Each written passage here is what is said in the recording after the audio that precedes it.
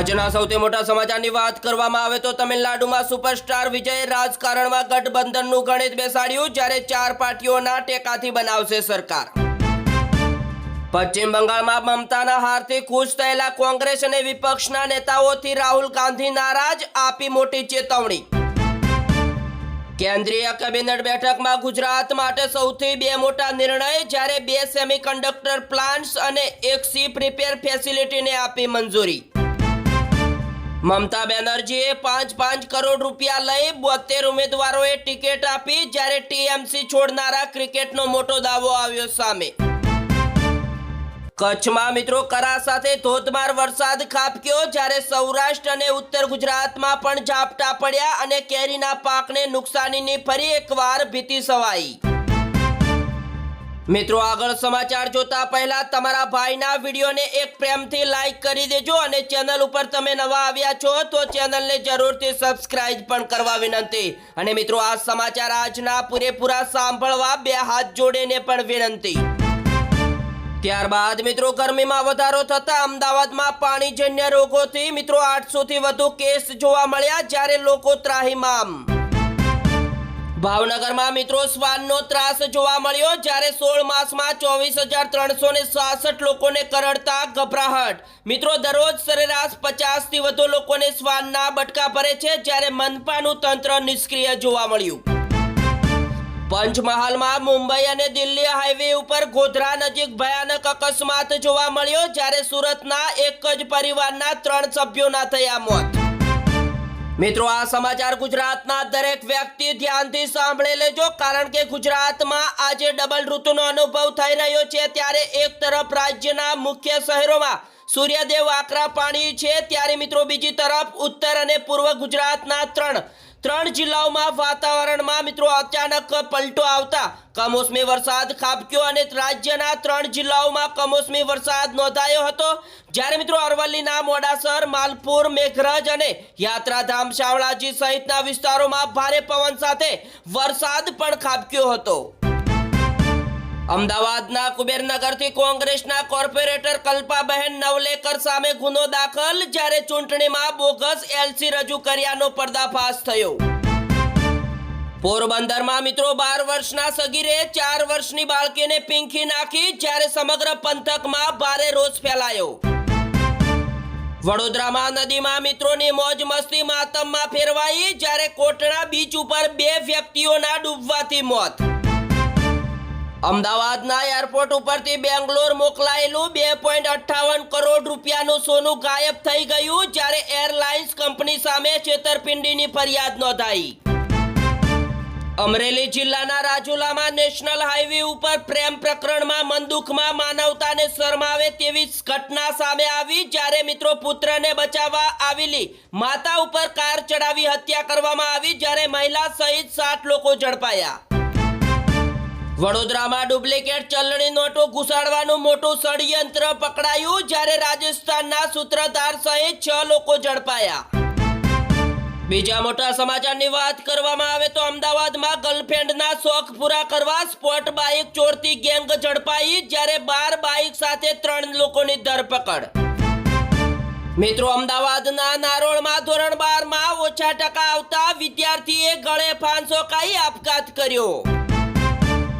ત્યારબાદ મિત્રો ગાંધીનગરમાં કમલમ ખાતે બંગાળ જીતની ઉજવણીમાં જગદીશ વિશ્વકર્માએ ભાંગરો વાટ્યો, જ્યારે વંદે માતરમના રચયિતાનું નામ ખોટું લેતા વિવાદ.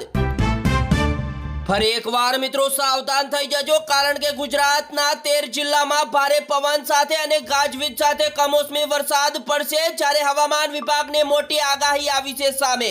અને મિત્રો હવામાન વિભાગના જણાવ્યા મુજબ કચ્છ, નર્મદા, તાપી, ડાંગ, નવસારી, વલસાડ, રાજકોટ, બોટાદ, ભાવનગર, અમરેલી, ગીર સોમનાથ, બનાસકાંઠા, સાબરકાંઠા જિલ્લાના છૂટાછવાયા સ્થળોએ મિત્રો ગાજવીજ સાથે હળવાથી મધ્યમ વરસાદ, કમોસમી વરસાદની મોટી આગાહી કરવામાં આવી છે. તેમજ મિત્રો 40 કિલોમીટરના ઝડપે પવન ફૂંકાવાની પણ મોટી શક્યતા રહેલી છે. જામનગરના યાદવનગરમાં થયેલી ઘટસ્ફોટ ચોરીનો ભેદ ઉકેલાયો, જ્યારે 7,65,000 રૂપિયાના મુદ્દા માલ સાથે એક આરોપી ઝડપાયો. ત્યારબાદ મિત્રો અમદાવાદમાં ખાનગી ટ્યુશન ચલાવતા શિક્ષકો અને ગેરકાયદેસર ડે સ્કૂલો સામે રોષ, જ્યારે જનતાએ માગી રેડની ચીમકી. આજે મિત્રો સવારે 8 વાગે ધોરણ 10 બોર્ડની પરીક્ષાનું રિઝલ્ટ જાહેર, જ્યારે મિત્રો પરિણામ જોવા વોટ્સએપ નંબર પણ જાહેર કરવામાં આવ્યો. મિત્રો બંગાળમાં મોદીનું મેજિક ચાલ્યું, જ્યારે મમતાના સુપડા સાપ, મમતાનું જ ખેલાહોબ થઈ ગયું. જ્યારે મિત્રો તમિલનાડુમાં વિજય રથ ફરી વળ્યો અને કેરળમાં કોંગ્રેસનું પુનરાગમન. મિત્રો આસામમાં ભાજપની હેટ્રિક જોવા મળી, હેમંતા ફરી મુખ્યમંત્રી બનશે. જ્યારે મિત્રો બંગાળમાં મમતાનો 15,105, જ્યારે તમિલનાડુમાં સ્ટાલિનો 8,795 મતોથી પરાજય. બીજા મોટા સમાચારની વાત કરવામાં આવે તો ચૂંટણી પંચે નિક્ષેપતા ગુમાવી, જ્યારે કેન્દ્રીય દળોએ મારી સાથે મારપીટ કરી. મમતા બંગાળમાં ભાજપના વિજય વચ્ચે મમતાનો આક્ષેપ. જ્યારે મિત્રો ભાજપે 100 થી વધુ બેઠકો ઉપર લૂંટ ચલાવી, ઉમેદવાર હોવા છતાં મતગણતરી કેન્દ્રમાં જવા ન દીધી મમતા બેનર્જી. ત્યારબાદ મિત્રો મોદીના ભાજપે સૌથી મુશ્કેલ રાજનીતિક ઘટ પર જીત મેળવી, જ્યારે વિદેશી મીડિયા બંગાળના ચૂંટણી પરિણામ આંતરરાષ્ટ્રીય મીડિયામાં છવાયા. તમિલનાડુમાં મિત્રો ટીવેકીની જીત, પણ સત્તા હજુ દૂર છે. જ્યારે કોંગ્રેસના ટેકાથી સીએમ બનશે વિજય, સત્તા મેળવવા 4 વિકલ્પો. મિત્ર રાષ્ટ્ર ઉપર હુમલો થતા ભારત લાલ ગુમ જોવા મળ્યું, જ્યારે પીએમ નરેન્દ્ર મોદીએ કહ્યું, અમે મક્કમતાથી યુએઈની પડખે ઊભા છીએ. પંજાબના જલધરમાં મિત્રો બીએસએફ હેડક્વાર્ટરની બહાર સ્કૂટીમાં જોરદાર બ્લાસ્ટ થતા વિસ્તારમાં હડકંપ મચ્યો. મિત્રો ક્રૂડ ઉછળીને $114 પાર, જ્યારે સોનામાં 1500, ચાંદીમાં 7,000નો મોટો કડાકો જોવા મળ્યો. જ્યારે ફંડો વેચવા નીકળતા વૈશ્વિક સોનું ગગડીને $4,600 અંદર. કેજરીવાલને ટૂંક જ સમયમાં મોટી સરપ્રાઇઝ મળશે, જ્યારે કોંગ્રેસના દિગ્ગજ નેતાના દાવાથી આપ આદમી પાર્ટી ટેન્શનમાં મુકાઈ. તમિલનાડુમાં સુપરસ્ટાર વિજય રાજનો આરંભ, જ્યારે ટીવી કે ધારાસભ્ય દળના નેતા તરીકે વરણી, જ્યારે સ્ટાલિનનું રાજીનામું.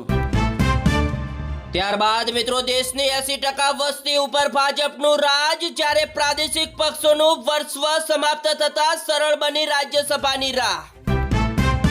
હું રાજીનામું આપવા લોકભવન નહીં જવું, અમે ચૂંટણી હાર્યા જ નથી, મમતા બેનર્જી. હાલ અત્યારે બીજા એક સૌથી મોટા સમાચારની વાત કરવામાં આવે તો પશ્ચિમ બંગાળ વિધાનસભા ચૂંટણી 2026ના પરિણામમાં ભાજપને મિત્રો પ્રચંડ બહુમતી મળી છે.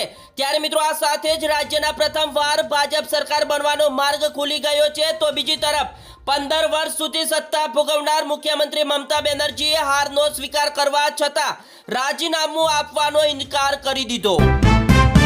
ત્યારબાદ મિત્રો ચંડીગઢ એરપોર્ટ ઉપર ઇન્ડિગો ફ્લાઇટમાં મુસાફરીની પાવર બેંક બ્લાસ્ટ થતા આગ લાગી, જ્યારે મુસાફરો ગભરાયા અને 5